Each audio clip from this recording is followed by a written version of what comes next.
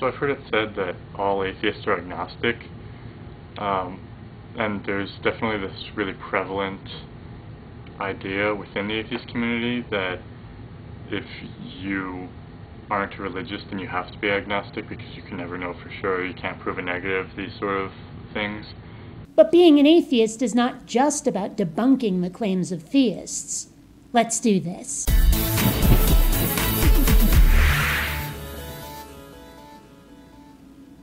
Greetings, fellow space travelers. BionicDance here. Meet YouTuber Brian Beal, who has a thing or two to say about what it means to be an agnostic and whether or not we should do it.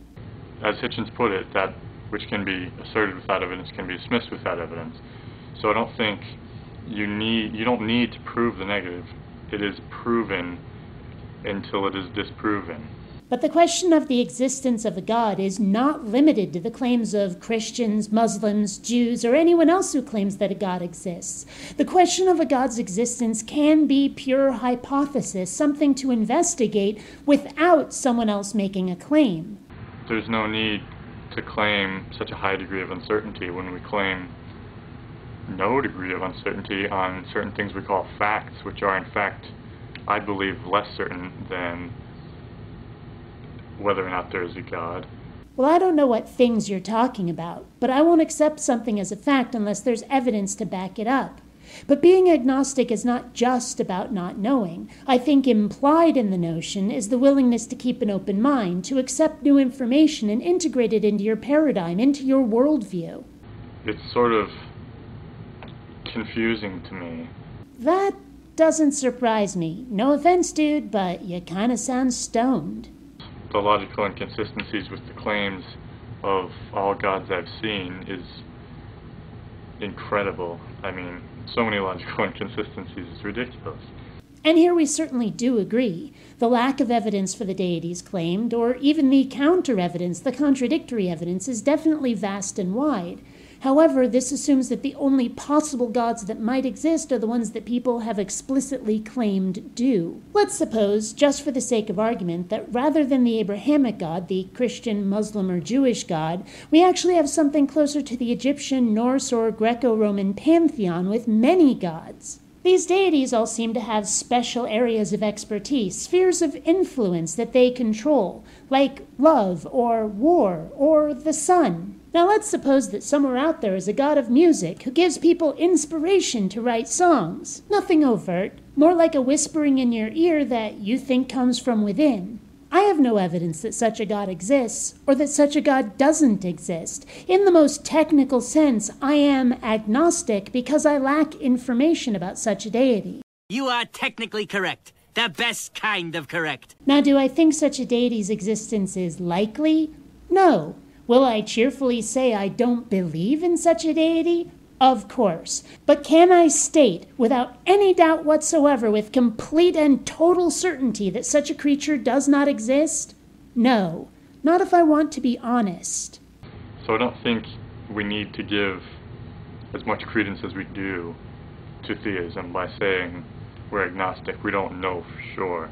I don't think that's giving theism any kind of credence. I think that's keeping an open mind in case information comes along that challenges our current position. It is true that we don't know for sure, but there's this concept of functional certainty, which is really important here, that you know something beyond a reasonable doubt.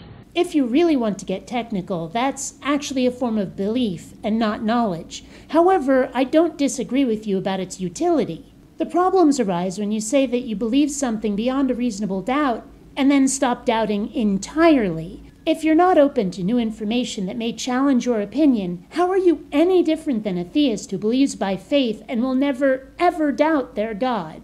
It may put off a few agnostics or atheists who are sort of wavering, but I think it firms up the position of the true atheists. Whoa, whoa, whoa. True atheists? Holy no true Scotsman fallacy, Batman. The fact is that I don't want my position firmed up. What I want is to know the truth, and that requires keeping an open mind to new data, even if it disproves the position I currently hold. The idea of firming up one's position sounds to me a lot like digging in and putting on armor. People who really have functional certainty that there is no God go through their lives as if there's no God and see absolutely no evidence for it and no need to give any credence to the belief.